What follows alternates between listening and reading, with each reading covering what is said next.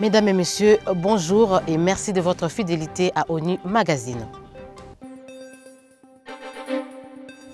Dans le cadre des activités marquant la commémoration de la Journée internationale de la femme, les réseaux des communicateurs en genre, en partenariat avec le bureau genre de la MONUSCO, a organisé le vendredi 21 mars dernier à la paroisse Notre-Dame de Fatima une journée de réflexion à l'intention des communicateurs en genre pour évaluer les objectifs du millénaire qui cadrent avec la femme et la fille en République démocratique du Congo.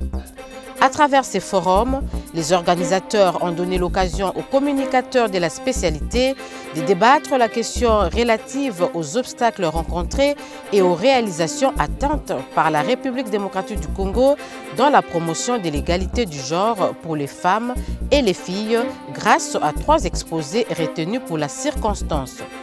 Pour l'une des intervenantes, Espérance Baïdila, professeure de son état, malgré quelques progrès enregistrés dans ce domaine, l'application de cette notion n'a pas encore atteint les niveaux nécessaires en RDC. Il reste encore des efforts à fournir dans ces domaines, a-t-elle indiqué.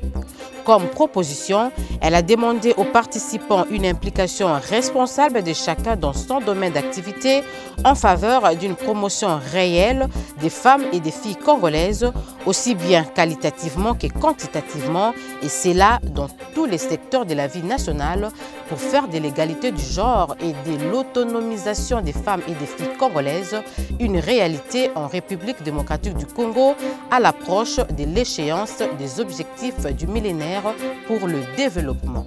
Nous avons tenu à ce que les communicateurs en genre soient informés sur les objectifs du millénaire qui concernent la femme. Il y a 8 objectifs en général, mais il y a des points qui sont liés à la femme.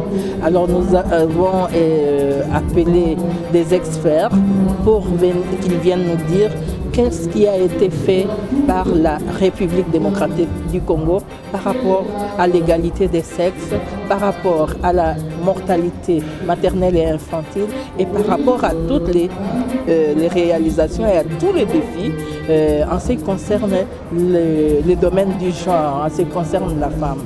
Et qu'est-ce qui a été déjà atteint? Si on n'a pas vraiment réalisé beaucoup, si on n'est pas arrivé à un niveau élevé par rapport aux objectifs, puisque l'échéance des objectifs du millénaire pour le développement se termine en 2015 dans une année, qu'est-ce qu'il faudrait encore faire? Mais je dis cette évolution, pour moi, telle que ça se présente aujourd'hui, ne suffit pas encore. Donc en fait, autant il y a une évolution, autant également on traîne les pas encore sur notre problème. Il faut qu'on voie des femmes. Il faut que les femmes ressortent comme des modèles dans la société. Parce qu'en fait, l'éducation des personnes, pas seulement des enfants, même des personnes adultes dans la société, relève également des questions des modèles. Qu'est-ce que nous avons comme modèle dans notre société sur le plan politique?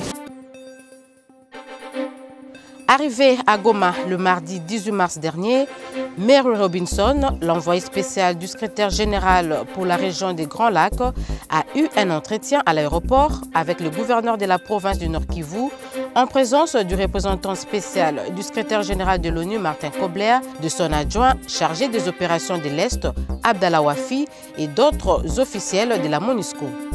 Totalement impliquée dans la consolidation de la paix dans cette province, elle a pris une part active au lancement du projet Peace One Day à travers une conférence de presse que le responsable Jérémy Gillet a organisée à cette fin. D'ailleurs, c'est au cours de cet échange avec la presse qu'il a annoncé l'organisation d'une campagne de mobilisation de la paix le 21 septembre prochain à Goma, où un méga concert sera donné avec la participation des artistes musiciens tant nationaux qu'internationaux, parmi lesquels le musicien américain d'origine sénégalaise Akon. Pour réussir son pari, Jérémy compte associer les représentants du gouvernement, des ONG, des groupes confessionnels, des mouvements associatifs de jeunes. Déjà, l'UNICEF et les HCR ont exprimé leur soutien à cette initiative à laquelle l'envoyé spécial du secrétaire général de l'ONU pour la région des Grands Lacs, Mary Robinson, a promis d'apporter sa contribution. Je suis très content que cette année, c'est à Goma, et c'est dans ce pays, la République démocratique du Congo. Parce que depuis le commencement de ce projet, j'ai suivi le progrès. Jeremy Gilley est venu me voir quand j'étais haut-commissaire aux droits de l'homme en 1999. Il avait commencé le projet et je ne savais pas, il était assez jeune, qu'est-ce que ça veut dire la paix une journée, pas la paix tous les jours. Mais j'ai vu que ça compte dans tous les pays. C'était un très bon projet en Afghanistan et dans les autres pays. Et c'est pas seulement un jour, c'est 3 ans. C'est 3 ans dans les écoles. C'est 3 ans avec les jeunes, surtout, avec les femmes. Et alors, j'ai dit à Jérémy quand il annonçait que ça serait à Goma cette année, bon, parce qu'on est prêt pour ce projet. Nous voulons aller en avant avec même la morale et la mentalité des gens. J'espère bien qu'on peut vraiment encourager les gens. Oui, on a des problèmes, mais on est déterminé d'aller en avance et ce jour peut marquer pour le monde entier qu'à Goma, on a un concert très bien fait avec des artistes incroyables. Il y a tous les gens là qui sont déterminés de travailler pour la paix. Que sont devenus les rebelles ougandais de l'ADF, aujourd'hui en débandade à Béni, devant l'offensive des FARDC, appuyée par la force de la MONUSCO, et surtout après la perte de plus de 80% de leurs bastions passés sous le contrôle de l'armée régulière. Le colonel Félix Prosper Basse, porte-parole militaire de la MONUSCO, a répondu à cette question au cours de la conférence de presse hebdomadaire des Nations Unies de ce mercredi 26 mars 2014. Nous pouvons dire qu'aujourd'hui, les FARDC, effectivement, contrôlent la situation à près de 85% du territoire et aujourd'hui, ils mènent des actions qui sont beaucoup plus liées à des activités de ratissage et de nettoyage des poches de résistance qui subsistent encore dans les territoires de Bénin. Et à côté des FARDC, comme vous le savez, la MONUSCO est toujours là en appui. Nous avons déployé des forces aussi bien à Nobili qu'à Kamango. Nous poursuivons aussi, si vous voulez, l'escorte des déplacés qui veulent bien rentrer en toute sécurité dans leur village.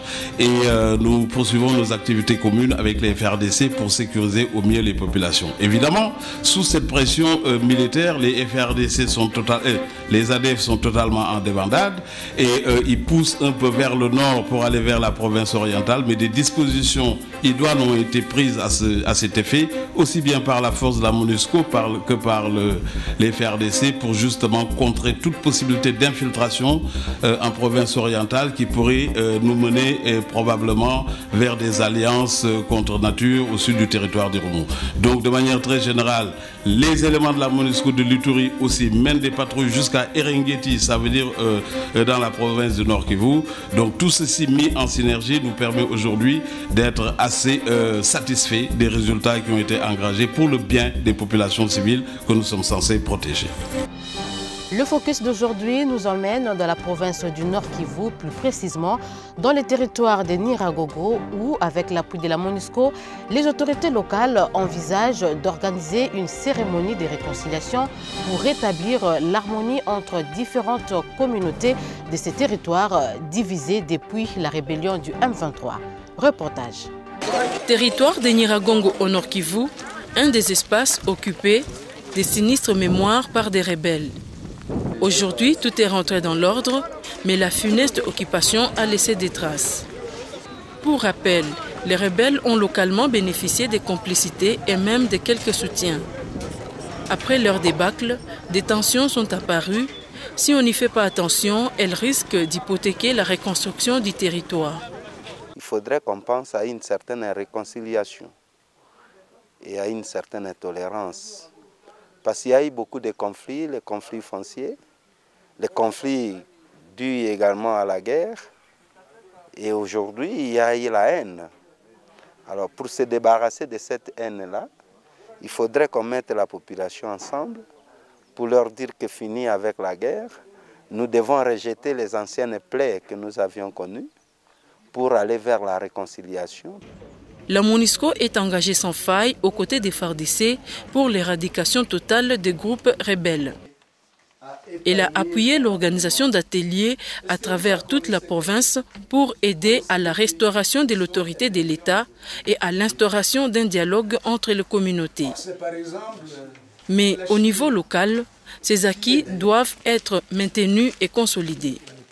Vous savez, la MONUSCO, c'est quelques hommes, quelques femmes. C'est un nombre restreint comparé aux millions de Congolais qui vivent au Nord Kivu. Donc je pense que c'est très important de ne pas attendre de la MONUSCO les solutions à tout.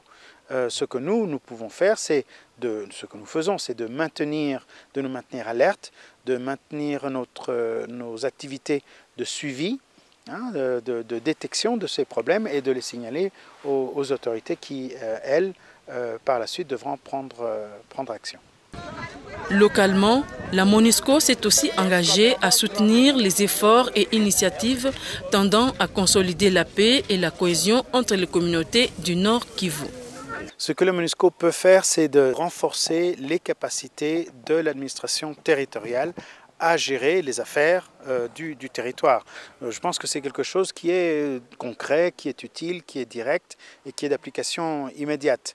La MONUSCO appuie aussi le retour des autorités de police, des autorités militaires, comme vous le savez.